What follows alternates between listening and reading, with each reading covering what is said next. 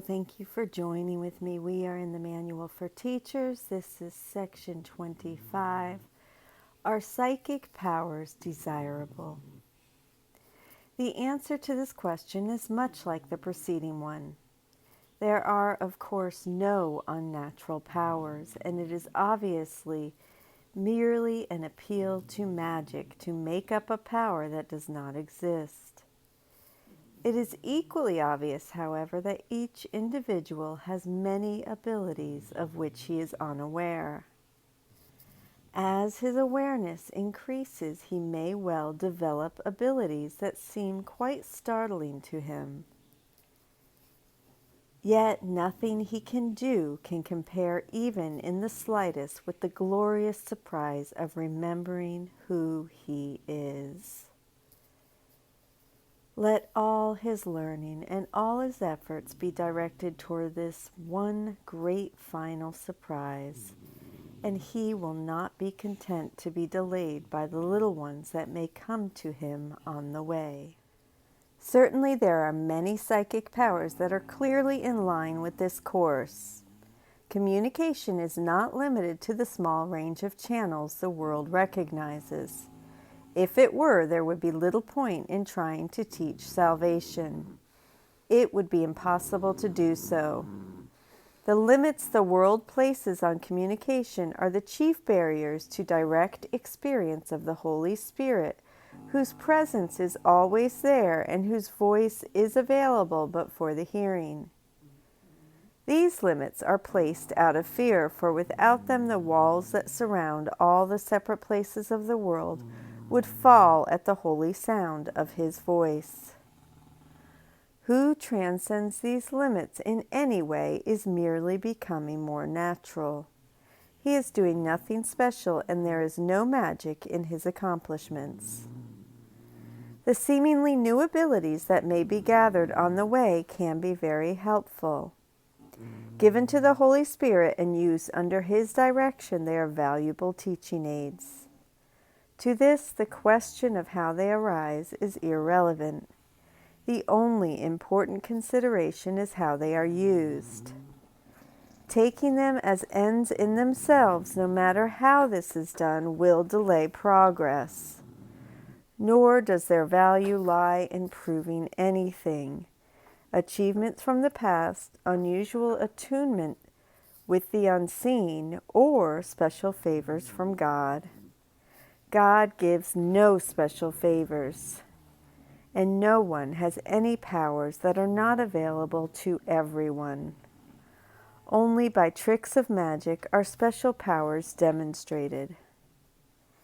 Nothing that is genuine is used to deceive. The Holy Spirit is incapable of deception, and he can use only genuine abilities.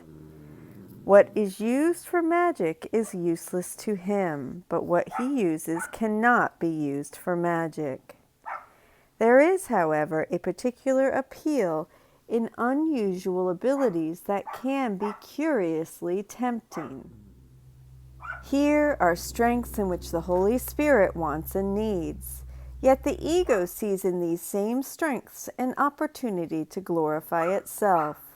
Strengths turned to weakness are tragedy indeed, and yet what is not given to the Holy Spirit must be given to weakness, for what is withheld from love is given to fear, and will be fearful in consequence.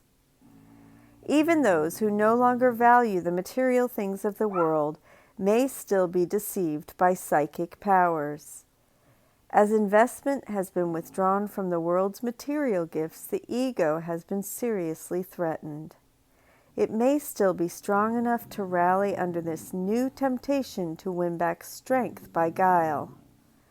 Many have not seen through the ego's defenses here, although they are not particularly subtle. Yet given a remaining wish to be deceived, deception is made easy. Now the power is no longer a genuine ability and cannot be used dependably.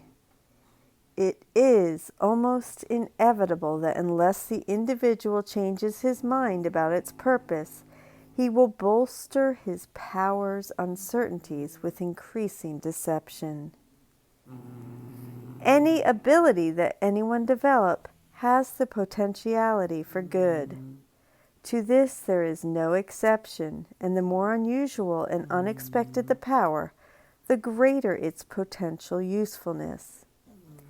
Salvation has need of all abilities, for what the world would destroy, the Holy Spirit would restore. Psychic abilities have been used to call upon the devil, which merely means to strengthen the ego. Yet here is also a great channel of hope and healing in the Holy Spirit's service.